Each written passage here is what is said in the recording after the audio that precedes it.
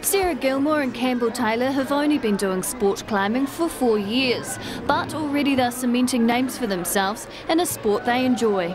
Sport climbing is where on the route as you climb it there's bolts so you can clip in as you go. And the route's preset, like?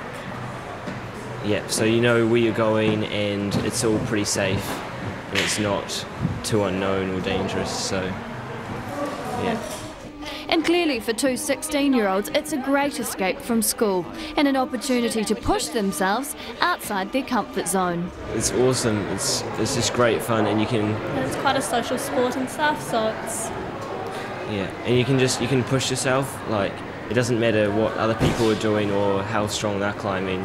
You can just kind of try stuff that you want to try and... Do stuff your own way. It doesn't like...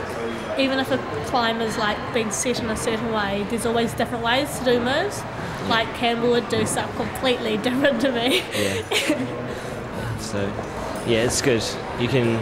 It's just a bit of a thrill, especially outdoor climbing. It's just getting in a good, like, really scenic place and beautiful views and rock and sun. It's good. But both admit it's not without its hazards. Especially when you're climbing and it's quite steep or overhanging and you've got your last clip of protection a little bit below you, and just sometimes falling's not always bad, but sometimes it's pretty intense. So. I'm probably the complete opposite to Campbell. I'm quite happy when it's overhanging because you just fall into air, but when it's like flat you fall out and smack into the wall. And that's I don't like. And for a sport which appears to rely heavily on an individual's strength, I was surprised to learn the physique of a bodybuilder won't get you far in sport climbing. Yeah, big muscles aren't the best for climbing really. Like fit muscles are pretty good, but big muscles would probably get in the way more than they'd help you. So your aerobic fitness is quite helpful because like it's only climbs up to usually 5 to 7 minutes in a competition, so you just need to be able to recover quite quickly, so having big muscles just weigh you down. Yeah, it's kind of silly. So if it comes down to technique and aerobic fitness, these two appear to have the formula sorted, having both recently been selected to represent New Zealand in their respective grades.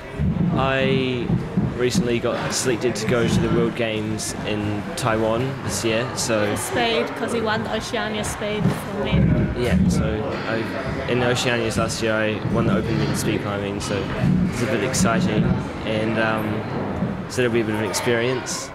Sarah too has been climbing against people much older than herself, with some pleasing results. I won the Open Champs last year, which is just like a one-off comp for the women, but I couldn't compete in the Oceania women because I wasn't 16 yet.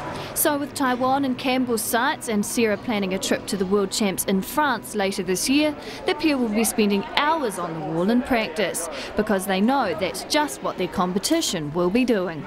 And although the European countries are renowned for doing well at World Climbing Champs, both Campbell and Sarah have set realistic goals for what they'd like to achieve. Because it's an open competition, so it'll be against men who are probably, I don't know, 20 or something. I'd like to not come last, but it's just going to be an amazing experience to see like the world's top climbers just going for it. So I'd quite like to make semi-finals because I made semi-finals in Ecuador, but not in Australia because I had my injury. But it'd be quite good to make it this year.